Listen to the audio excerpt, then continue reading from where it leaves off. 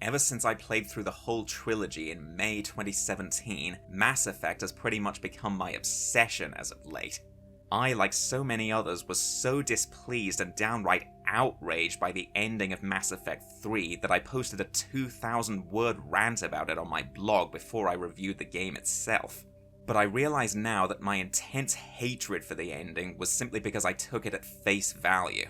Yes, at first glance the ending is a confusing mess littered with plot holes and offensive to everything the Mass Effect series stands for, but a certain fan theory that really caught on has found a deeper meaning in it that understandably went over most of our heads. The Indoctrination Theory is the most popular theory out there that attempts to make sense of the ending, and now it's gained one more supporter in me, thanks mainly to Clever Noob's trilogy of documentaries on the subject.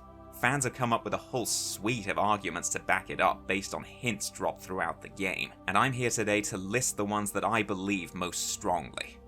Now, I'm sure this goes without saying, but this list will contain heavy spoilers, so if you haven't played Mass Effect 3, hell, the whole trilogy yet, I highly recommend you do so before watching any further. So for the rest of my fellow Mass Effect fans, let's go. First of all, just for the sake of formality, I better give you a rundown of the theory itself and the general setup of the ending. But before we start, let me explain something. You have the option to make your player character, Commander Shepard, either a man or a woman, so I should probably keep the character gender neutral here. But since I myself defaulted to the male Shepard that appears most prominently in all the marketing, I'll be referring to him as male only for the sake of convenience. At the end of the game, Shepard joins a rush for the Conduit, a teleporter connected to the Citadel which is currently in orbit, while under attack from the Reaper named Harbinger. After Shepard gets hit by one of Harbinger's blasts, he staggers on alone through the Conduit. When he arrives on the Citadel, he finds out that his friend and superior officer, Captain Anderson, has also made it aboard. He meets up with Anderson, and they're quickly joined by the Elusive Man, one of the series' main antagonists. In the resulting confrontation, Anderson and the Elusive Man both die. A weakened Shepard is brought up to one final chamber where a mysterious entity called the Catalyst explains the purpose of the Crucible, the main focus of the game, an ancient weapon that the whole galaxy is united to help construct and use against the Reapers, and offers Shepard a choice: either take control of the Reapers, destroy them along with all other synthetic life, or merge the DNA of organics and synthetics into a new form of life. The Indoctrination Theory believes that as soon as Shepard gets hit with Harbinger's blast, he immediately goes into a dreamlike state in his own mind, which is where the rest of the game takes place. Throughout the game, Shepard has already been feeling the effects of Reaper indoctrination, basically a form of subliminal brainwashing, and this ending sequence is one final attempt by Harbinger to sway him. Like I said, fans have come up with tons of evidence to support this theory, much of which Julian Cluck covered in his trilogy of documentaries on his Clever Noobs channel, which sadly no longer exists, but you can still see the re-uploads by Tyler Hansen. But the points I'm choosing are the ones I find to be the most compelling, the ones I'd point to if I were trying to convince a skeptic. I find all of these to be highly convincing arguments, so I decided to start with relatively small points lower down the list and work my way up to the ones I view as pretty hard to argue with. And since these points might require a tad more explanation than my other lists, and just because I'm particularly passionate about this, I decided to increase my word limit for the blurbs from 105 to 150 on this occasion. So without further ado, here we go. These are the top 15 reasons I believe the Indoctrination Theory. Number 15, Shepard's mental state. As I mentioned, Shepard's sanity has already been slipping throughout the game. In the opening level, he sees a child that apparently no one else does. No one makes any effort to help him into that escape shuttle. Later, Shepard has recurring nightmares involving the boy. Since the ambience of the dreams bears a lot in common with the account given by the Rachni Queen in Mass Effect 1 on the effects of indoctrination, it seems clear that these dreams are a result of the Reaper's influence on Shepard's mind, as was the child himself. And by the way, Shepard has been around so many Reapers and Reaper artifacts by this point, all of which emit the energy that affects brainwaves, that for him to have not felt the effects of indoctrination by now would be an even bigger plot hole than what I'll discuss in the number 1 spot. Number 14, unlimited ammo.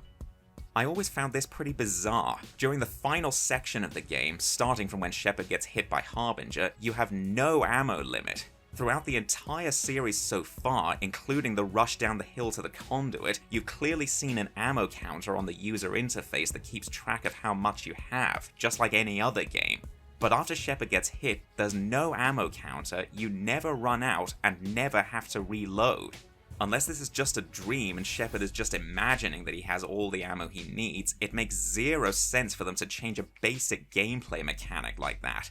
Like several other things to come, it just makes sense to Shepard in his state of mental exhaustion, because the whole point of indoctrination is that you don't know you're being indoctrinated.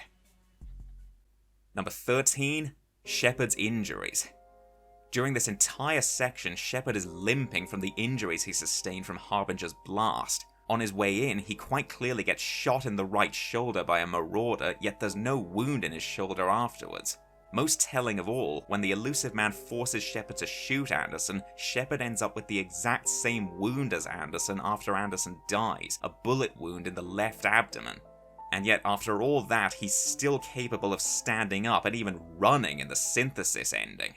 Anyway, it's common interpretation that Anderson in this scene is the embodiment of Shepard's will to resist the Reapers, so it makes sense for this wound to match Anderson's in Shepard's mind.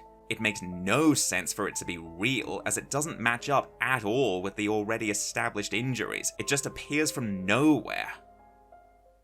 Number 12, the twisted morality. Throughout the entire Mass Effect series, your moral choices have been color-coded. We've associated the color blue with Paragon options and red with Renegade options. That's the way it's always been. Now, in the Decision Chamber, you see brief flashes of Anderson, who clearly represents Paragon, choosing Destroy, and the elusive man representing Renegade choosing Control. Yet the ambient lighting on the path to the Control option is blue, and the path to the Destroy option looks red. Why the sudden swap? Maybe it's all part of the Reaper's mind games, an effort to confuse Shepard in his weakened mental state by playing on his morals and dissuade him from picking Destroy.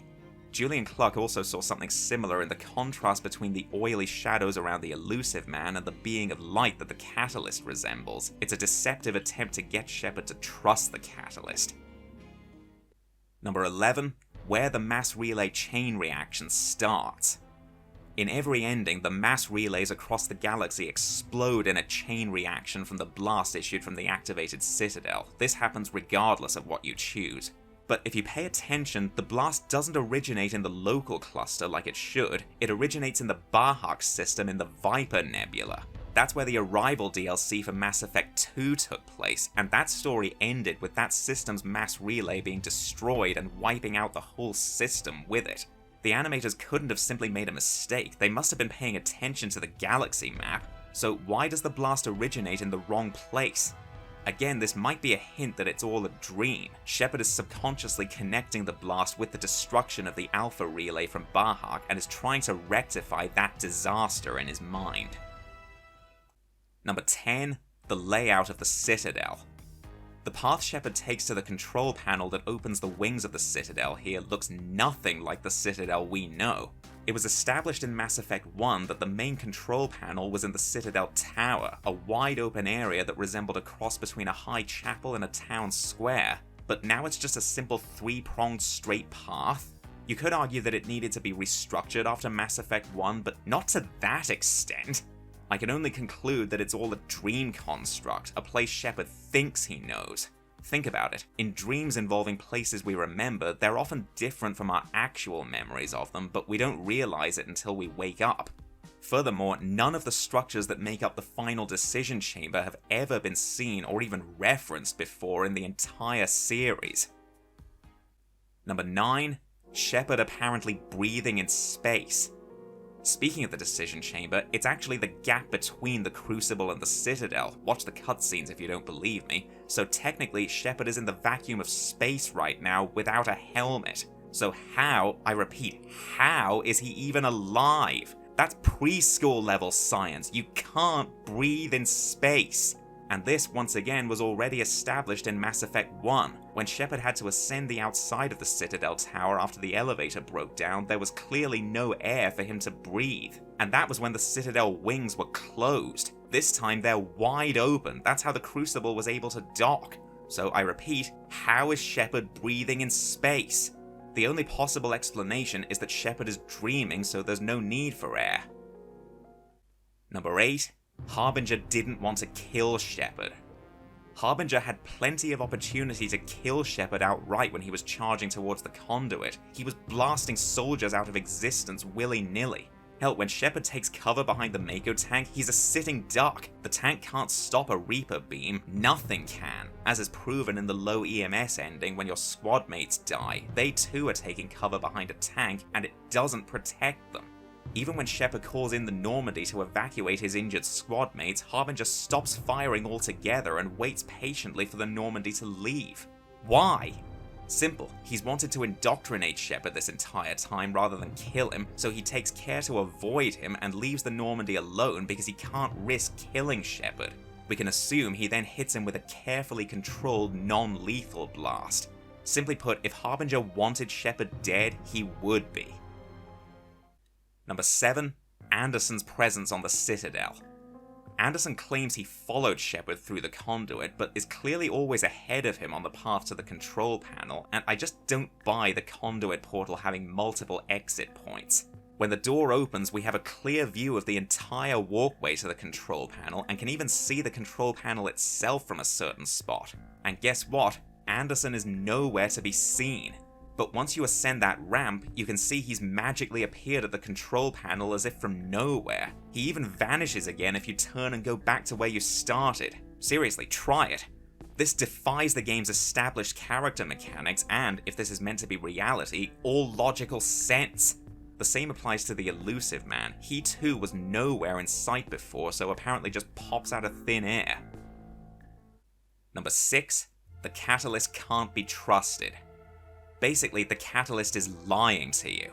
Firstly, his story contradicts what we learned in the Leviathan DLC. He claims he was created to bring balance between organics and synthetics, but the Leviathan said the intelligence was created to preserve life at any cost, not exterminate life to bring balance. Also, he keeps referring to himself in plural form. I know you've thought about destroying us. Who's us? The only group Shepard's thought about destroying is the Reapers. His claim that Shepard will die if he picks Destroy because he's partly synthetic turns out to be completely false. It can't be a coincidence that he resembles the child from before, and if you choose to refuse, he says so be it in a very Reaper-esque voice, so clearly he was holding his real voice back all along. In conclusion, the Catalyst is merely a Reaper construct attempting to manipulate Shepard. Number 5. Shepard's eyes. The eyes of an indoctrinated person have a very distinctive pattern. They begin to glow and show 2 little orbs on the iris. Saren had those eyes in Mass Effect 1, and so did the Elusive Man. Now, if you choose either Control or Synthesis, Shepard's eyes look like that for a brief moment before he disintegrates, implying that he's actually succumbed to the Reaper indoctrination. If you pick Destroy, on the other hand, Shepard's eyes remain normal, suggesting that he's still himself. They couldn't have just overlooked this. It's well known that the developers at BioWare paid particular attention to all the characters' eyes. To me, this is a pretty clear indication that the ending is taking place in Shepard's mind, and that the choice you make determines whether he succumbs to the Reaper indoctrination or resists it. Again, Shepard doesn't know he's being indoctrinated, and neither does the player. Number 4. No mention of our achieving geth quarian peace. This one always bothered me, and was the main reason for my hating the ending originally. Just like the Reapers, the Catalyst claims his goal is to bring order to the chaos, in other words, end rivalries between organics and synthetics. However, in Mass Effect 3, it's possible to broker peace between the Geth and the Quarians and get them to work together, which blows a huge hole in the Catalyst's argument. Shepard already brought order to the chaos by himself without using any violence. But we never get the opportunity to say that, not even in the extended cut, which added new dialogue options. Why not? It must be because Shepard is dreaming and not fully in control of his thoughts. Think about it, in dreams we often do things that on reflection seem very out of character for us. Once again, it's the Reapers trying to manipulate Shepard. Number 3, all the plot holes. This ties into previous points, but the ending is just too riddled with plot holes for me to possibly accept it as reality. Starting with, why would Harbinger just fly off and leave the conduit completely unprotected? How does Shepard's radio still work after that blast? Why does he never attempt to call for backup? Anderson's nonsensical appearance on the Citadel you already know about. Where did the Elusive Man's mysterious control powers come from? That's completely unprecedented. And why doesn't he make Shepard shoot himself instead of Anderson? Why is there no blood when the Elusive Man kills himself? When the Normandy crashes on that final planet, why doesn't it break every bone in Joker's brittle body? It just raises too many questions. BioWare crafted a beautiful storyline that captivated us for 3 games. Would they really falter this disastrously in the last few minutes? Number 2, the Dream Foliage file name. As I mentioned a moment ago, the Normandy ends up crash landing on a lush, unknown planet. However, the game files reveal something very interesting. The textures for the plants we see on this new planet are in a file called Dream Foliage. And no, we don't see this type of foliage anywhere in Shepard's nightmares, so why that name? Why didn't they just call it Foliage or New Planet Foliage or something? The BioWare staff have always defended the Indoctrination Theory as a valid interpretation of the ending, but they assigned this file name before the game was even released. And that's why this piece of evidence is so high on the list, because it comes straight from the horse's mouth. This is BioWare blatantly admitting that this new planet is just a dream. So by extension, the whole ending must be as well. And the number one reason I support the theory is Shepard could not have survived, yet he does. If this doesn't prove the theory, nothing will. If you choose the destroy ending and have a high enough EMS, effective military strength, rating from rallying together enough forces during the game, then you get one final scene of Shepard lying in rubble and taking a gasping breath before it cuts to the credits. But how the fuck... How in the name of everything you consider holy is that possible? Shepard goes through so much abuse at the end that he should be deader than dead. First of all, Harbinger's beam should have instantly vaporized him, like everything else it touches. Well, according to the theory, we can chalk that up to Harbinger holding back so as not to kill Shepard. But not only do we see him sustain heavy injuries and gunshot wounds afterwards, but he's standing right next to that power conduit when it explodes, and that explosion takes up a third of the decision chamber, and he's standing at ground zero when the chain reaction blast, which is powerful enough to shift nearby Reapers and space debris, is triggered, and the entire Citadel core explodes. And even if he somehow survived all that, he would then be blown into space, again without a helmet, which is how he already died in Mass Effect 2. And it took 2 years and just a lot of luck to resurrect him from that, remember? And he would then enter Earth's atmosphere and eventually go splat on the ground, which also happened to him in Mass Effect 2. There's no way Shepard could possibly survive all that. It's not even improbable, it's just plain impossible. I seriously don't see how you can argue with this one. Either this is all a dream, or the BioWare staff think we're complete idiots.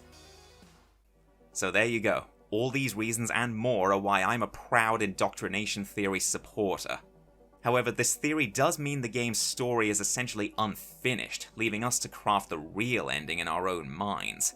In my headcanon, Shepard never went through the conduit. He's still lying unconscious back on Earth after being hit by Harbinger's controlled blast, and that's what the final breathing scene is all about. The ending is all a mind trip, a last-ditch effort by Harbinger to indoctrinate Shepard. When Shepard resists, it takes so much out of Harbinger that he's temporarily weakened, giving a squad led by Anderson a chance to make it through the conduit. They reach the Citadel, fight their way through, then encounter the Elusive Man and try and fail to make him see sense, resulting in a battle similar to Saren at the end of Mass Effect 1. The squad is victorious, but Anderson is gravely injured and later dies. He lives long enough to see the Crucible brought in though, which awakens a long-dormant VI, which is most likely the intelligence that the Leviathan spoke of, that tries to dissuade them from activating it. They see through its lies and don't listen. The Crucible is activated, which permanently shuts down the Reapers and all their tech, freeing from their thrall everyone who hasn't yet been fully indoctrinated. Meanwhile, Shepard has been found in critical condition and evacuated, and wakes up in hospital weeks or even months after all the excitement is over. There, I just wrote a better ending off the top of my head than the one we were given. Still, like I said, the good news is that BioWare themselves have never outright denied the Indoctrination Theory. In fact, they've often defended it from critics. They seem to have deliberately kept the ending ambiguous and open to interpretation, and they maintain that the Indoctrination Theory is a perfectly valid one.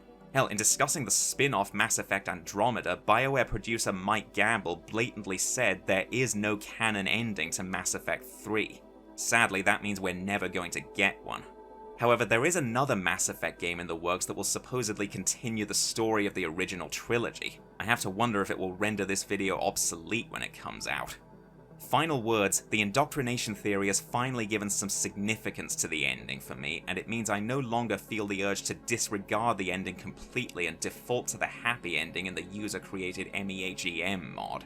It is a tad unfortunate that it was the fans who brought me to this conclusion rather than the game itself, but that hasn't diminished my love for the series as a whole. One of my future plans is to show my dedication by writing the game's story the way I experienced it as a trilogy of fan fiction novels. In the meantime, I'll never stop basking in the glory that is Mass Effect. It truly is one of the best trilogies in all of fiction.